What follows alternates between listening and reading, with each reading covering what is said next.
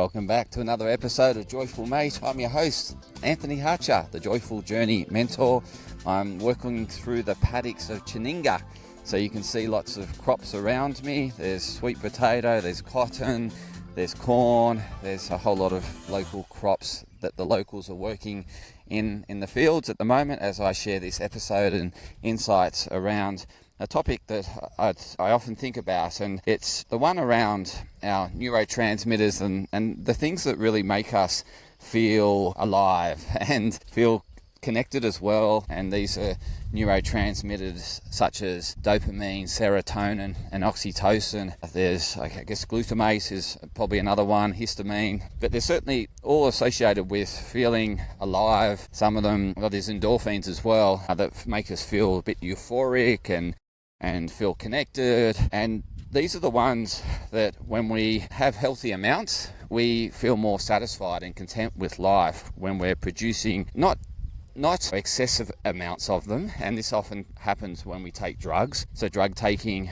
can result in these sort of things, and these, I guess, massive windfalls or massive successes can often create huge surges of these neurotransmitters that are great at the time. However, when we have a surge of anything, there's going to be a trough. The bigger the surge, the greater the trough, and we see that with waves. So the higher the wave, or the greater the trough. And it's very much the same as our neurotransmitters. They'll pulse in big surges, and then we have the absence. And what that then happens is we feel low. And I think what I've certainly experienced with mental health is it's better to have a more, it's not really a flat line, but it's more not having huge peaks and troughs. It's very much how we want to regulate our blood sugar. Like when we have sugar surges, we have these massive sugar highs, and then we have the sugar drops. And when we have the drop, we feel low and don't have much energy, and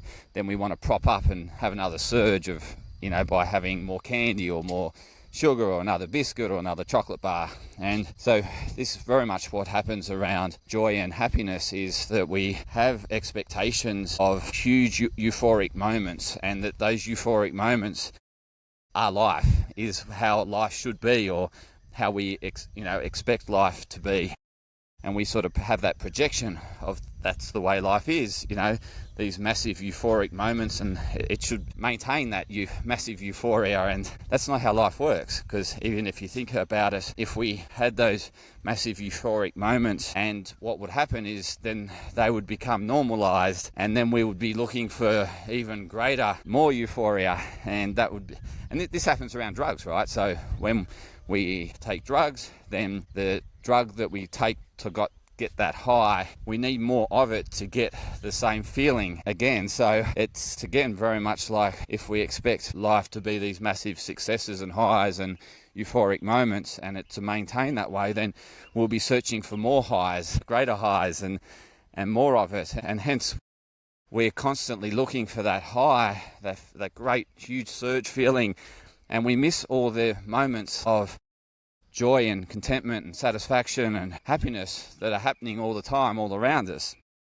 because we're looking for that massive surge, that massive rush of adrenals and dopamine and serotonin, whereas life is or you can experience more steady levels more often if we don't have these expectations of surges and these huge euphoric moments. And so I think what I really see as having more fulfillment in life is not linking happiness to these huge euphoric moments. It's seeing happiness in every moment and realizing it's all around us all the time, and it's not attached to these, like if I win the lottery, or if I get my dream home, or if I go to this concert and I feel this high at the concert, and then I want another high, and I want to get the high back again, so therefore I need to go to another concert. And so therefore you're constantly linking good feelings to going to concerts, and you can't live at concerts all your life. And if you did, that you would essentially end up with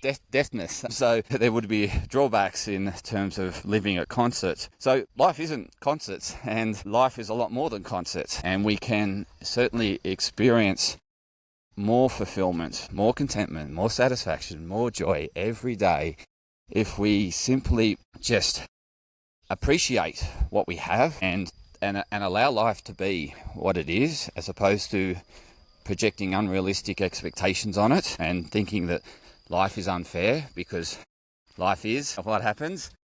So that is really, in essence, what I wanted to share here, is that I think chasing big highs and constantly looking for those big highs, we miss the everyday satisfaction, contentment, fulfillment, joy around us, because we have an attachment to, this is what gives me all this huge amounts of rush and all that. I think for me it's having less of the huge highs and more of that level contentment and satisfaction, because you can embrace life for what it is. You can see and discover more joy around you, and embracing the small wins and not attaching the feeling of euphoria to big wins. So I think it's really focusing on those small wins every day, that little progress every day, and acknowledging it and appreciating it. And I think that's really going to bring more satisfaction and contentment into your life, is acknowledging the small progress, the pola pola, which is slowly building. And I think that's a philosophy that I've certainly undertaken in life and throughout my journey and my career. Is, well, certainly early on in my career, it was very much chasing the big successes, but I was very unfulfilled in those early years of my career. Whereas now I find satisfaction every day in doing what I do and realizing that I'm making a small difference, and that small difference over time becomes a big difference. And this is, in essence, what I really strive to do, is just make small incremental progress over time. And I realize that it will just build, pola, slowly into something bigger. So that's what I wanted to share, is don't have all your successes and attach everything to something really big, because they're fleeting moments. They're not sustainable moments, and therefore you'll feel unfulfilled, and you'll come off the other side, feel very dissatisfied, discontented with life, and then chase the next high and think that it should be immediately. And then we seek that immediate gratification, as to embracing the long-term connection and long-term gratitude and long-term life satisfaction. There's a motorbike coming up behind me, so you may hear some noise, but it's very much all I wanted to share in this episode as I'm walking along the tracks and fields of Chininga. And you've probably seen some locals and whatnot in the background and heard some noise, hopefully some bird noises. But yeah, that's what I wanted to share, is really embracing the journey and realizing that every step you take is progress forward towards something bigger, and to recognize the progress along the way, as opposed to waiting for that big win, because they're fleeting in life. And if we attach our joy and contentment and satisfaction and to those big wins, then we're going to have a more unfulfilled life. Whereas if we don't attach it to anything and allow things to be and really embrace life for as it is, and to take the learnings from it, we can really grow and continue to thrive.